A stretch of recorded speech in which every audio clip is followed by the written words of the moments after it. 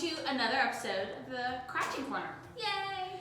We today are making what everybody needs, a burlap wreath, but we are doing it the really simple way. And then you can really decorate it however you want. So I went to dollar store, found these little guys for $1 each. This was at Hobby Lobby. This was at dollar store, Gather. All kinds of like little things, flowers, ribbons, whatever you want to put on it. So what you need for this project is you need a simple coat hanger from the dry cleaner. No, why not coat hanger? So I would recommend, if you're doing a regular burlap, I would recommend if you can find one of the goldy ones so it doesn't stand out. If you are doing one that is like a white or a colored burlap, like she's got orange today, which I would still do that, but they do have white and black. So you might wanna try to make it so your wire coat hanger doesn't stand out. Then the other thing you need is 3 spools of, I just did, let's see, these are 5 inches wide. We actually cut Lacy's in half because she's gonna make hers thinner, but you need 3 spools of this. So these were on sale for 50% off, $5.99 at Hobby Lobby. The color are a little more, they're $7.99, but still not too bad. So you need 3 of those to make a big full wreath. So we're gonna get started. Let me set this guy over there. So what you need to do is you need to basically untwist your coat hanger, which is not always easiest, and sometimes it might be better to do every time. You are so strong. Well, wait, if you want a bigger one though, maybe here, you use mine. Okay. Because you want a fatter wreath than I want.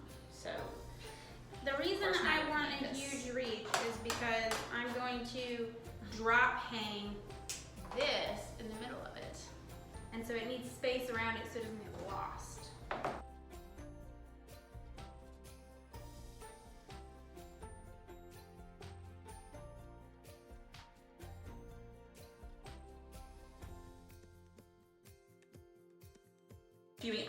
Okay.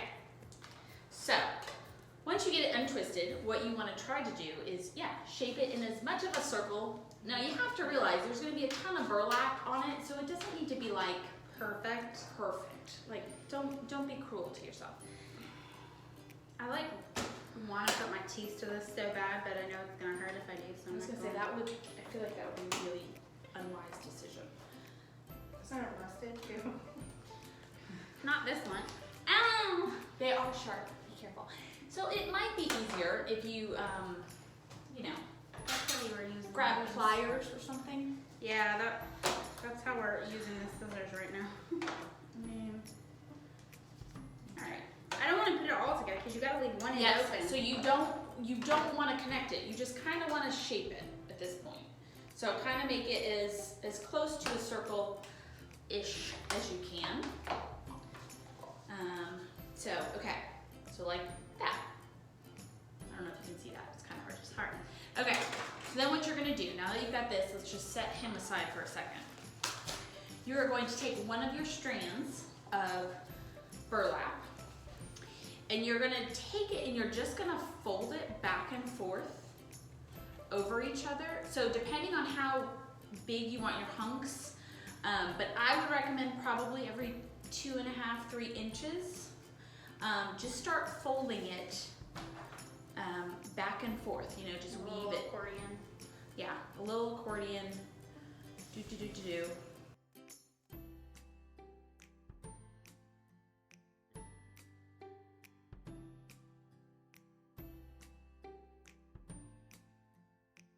And then you just literally take your pointy coat hanger and stab it right in the middle.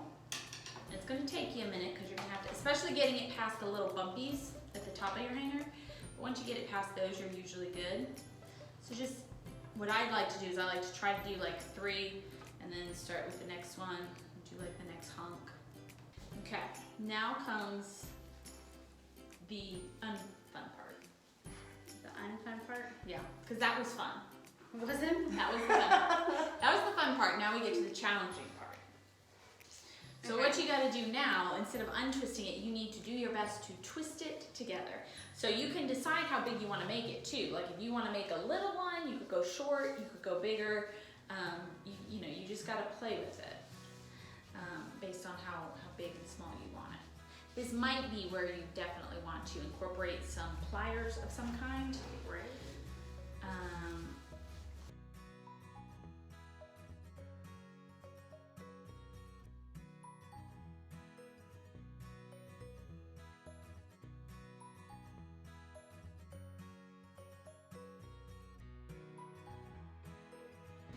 Ta-da! Stuck together. So now, you're gonna pull your wreath pieces up, right? Over kind of the double knotted part. And as you're pulling, you wanna kind of twist them and zhuzh them so that it kind of makes it a little bit fuller and you don't want all your burlap going the same direction. So just kind of keep twisting and mangling and messing with it. And what that'll do is it'll go from looking like this uniform fold to like a fuller burlappy wreath. So just twist, smush, twist and smush, twist and smush, twist and smush, twist and smush. make a mess. Get the burlap all over your table, all over your counter, all over everything. So you start to get a more uniformy looking wreathy feel. So this is when you get the fun part. So now all the hard stuff's done. Now we get into heated tools, so be careful. Glue guns. Here. Glue guns, $2.67 at Walmart if you need a new one. I did, mine was definitely losing its vigor. So now I am going to make mine sunflowers. So I had bought these, which were also on sale, 50% off. Do we glue this in place though? I mean, you can, but mine's staying. Is yours not staying?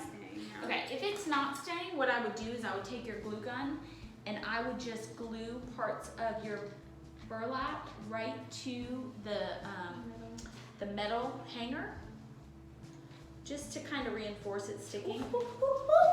Hot! I told you it's hot tools. Hot tools. You okay? Yeah, maybe. Mustard. Mustard? Yeah, yellow mustard. Takes the burn out of burns. That Lou. Okay. You didn't know that? Now you know. I just learned something new today. Yellow mustard. Yanita. I actually learned that from my child who learned that at Hightower Middle School, her science teacher. Pretty cool. Science for the win. Science for the win. See? You need science in your crafting. Okay, so I'm just cutting 2 strips that are a little bit different in length, right, for my bow. And then I need one more third one that will be like the drop down piece. So you'll see what So basically what you're gonna do is you're gonna take the larger of your 2 and you're gonna attach them together, right? Stick a little piece of glue there, just attach them together. It helps if you're using the wire ribbon, because then it's a little, like it's bendy. It's bendy, so you get 1 loop, right? Then you take your other one, you do the exact same thing. And it's smaller, right? So You're burning yourself too, you're just not reacting. I see it. It doesn't hurt me. You've been doing this too long. I've been crafting so long. Okay, so you end up with a bow like you're like a double, Oh, okay, right? that's cute. And then you take this piece here, right? And we're gonna fold it in half, right? And you're gonna make kind of like you do for like the just like a. So it hangs. Okay, so now we've got these 3 pieces together. So they look kind of like that. Next, you're gonna cut a little strip and you're just gonna wrap it around the middle of it. That should be, that's very fancy.